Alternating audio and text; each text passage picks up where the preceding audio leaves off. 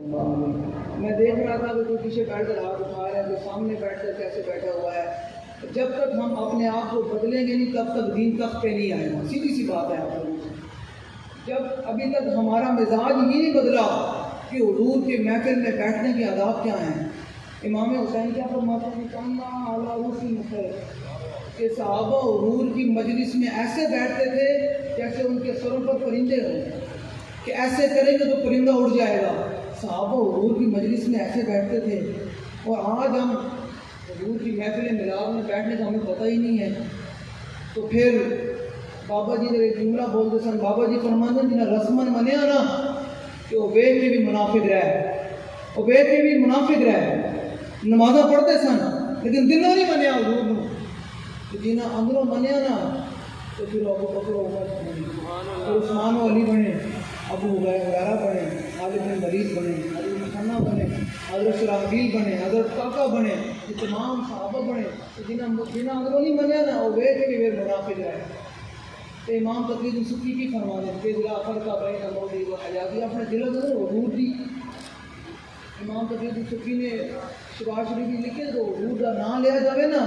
تو اپنے اندر حضور کا جلال اپنے طاری کرو کہ اگر میں حضور کی مجلس موجود ہونا حضور کے سامنے تو میں کس طرح ادب کرتا۔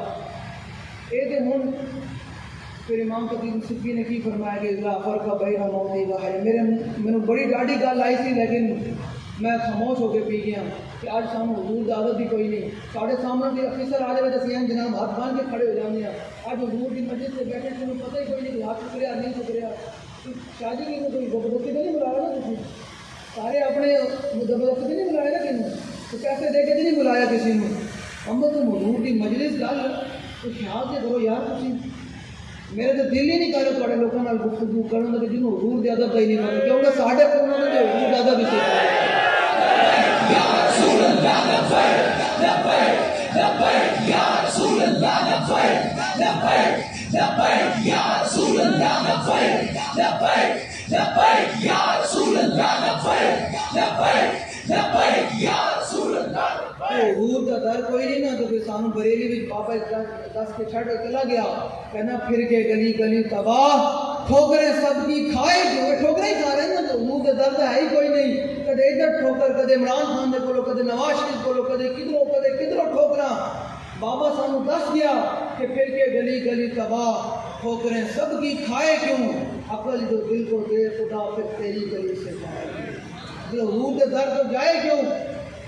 امام کی فرماندن کے اضلاع فرق بین موتی و حیاتی، کہ حضور ظاہری دنیا میں جلوہ گر ہوں یا ظاہری دنیا میں تشریف لے جائیں، حضور اپنی ساری امت کو لے جائیں۔ اس ٹائم کی ٹائم ہے جی، اس ٹائم بھی میرے آقا مولا صلی اللہ علیہ وسلم اپنے غلاموں تعلق میں بھیج ہیں۔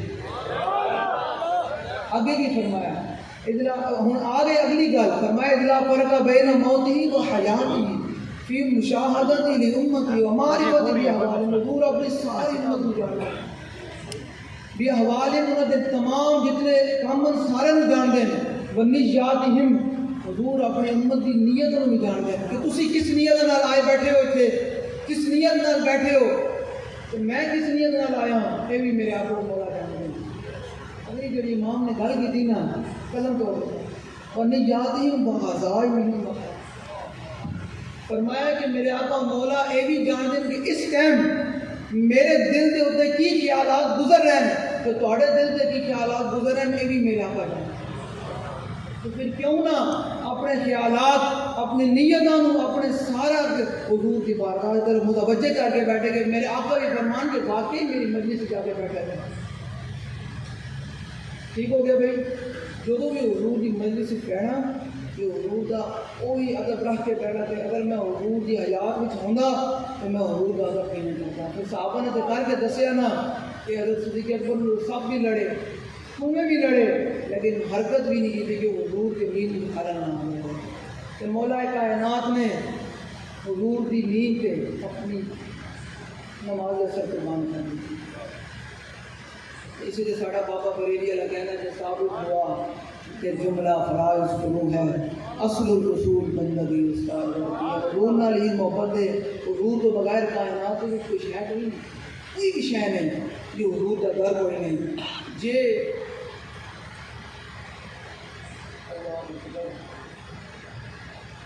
حضرت صدیق اکبر رضی اللہ تعالیٰ عنہ کے بارے کیونکہ داتا صاحب کی محفل ہے تو پھر بابا جی فرماتے ہیں داتا صاحب کا اتنا بڑا ڈیرا کیویں لگے ہوا بابا جی فرماتے ہیں کہ داتا صاحب نے گل کی تھی نا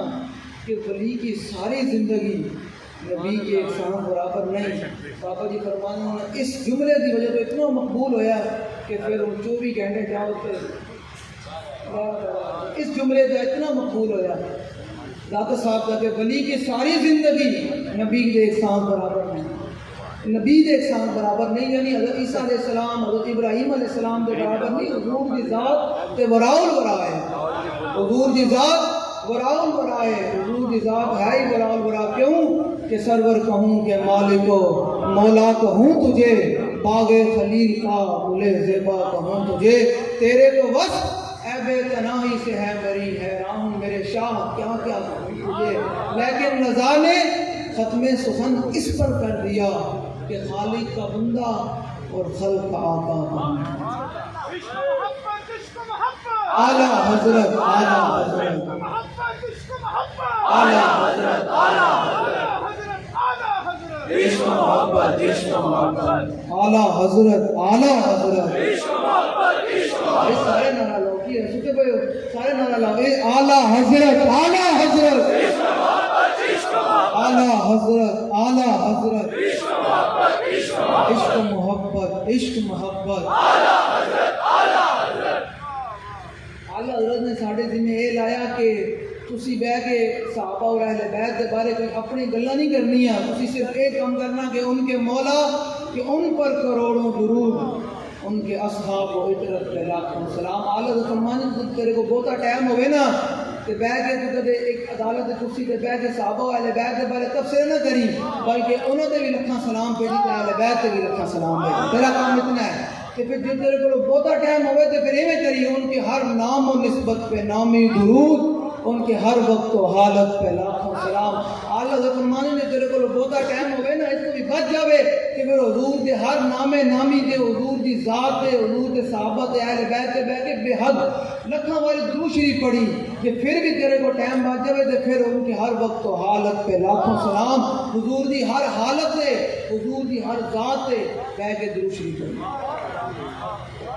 اے اعلیٰ حضرت سام سکھاوے گیا ادب رسالت. پھر اے ادھر چلتا آیا واللہ سانو بابا جی نے علم گھٹ پڑھایا لیکن سانو ادب رسالت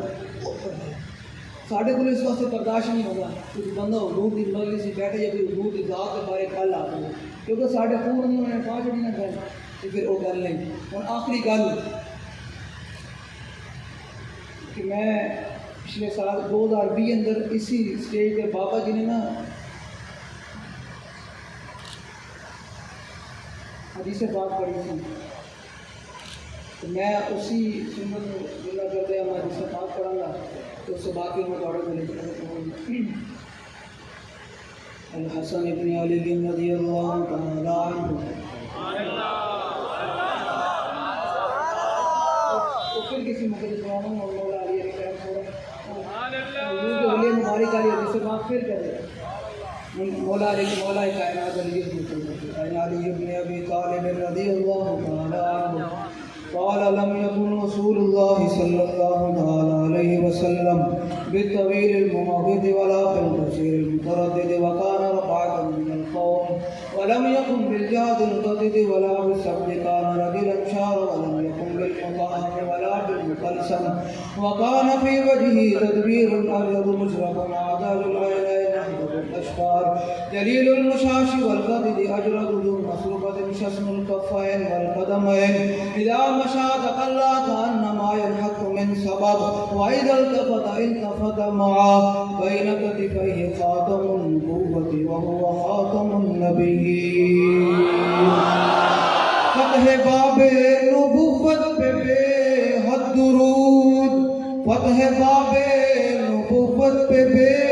حد درود, ختم دور رسالت پہ لاکھوں سلام. دور و نزدیک کے سننے والے وہ کان لالے کرامت پہ لاکھوں سلام.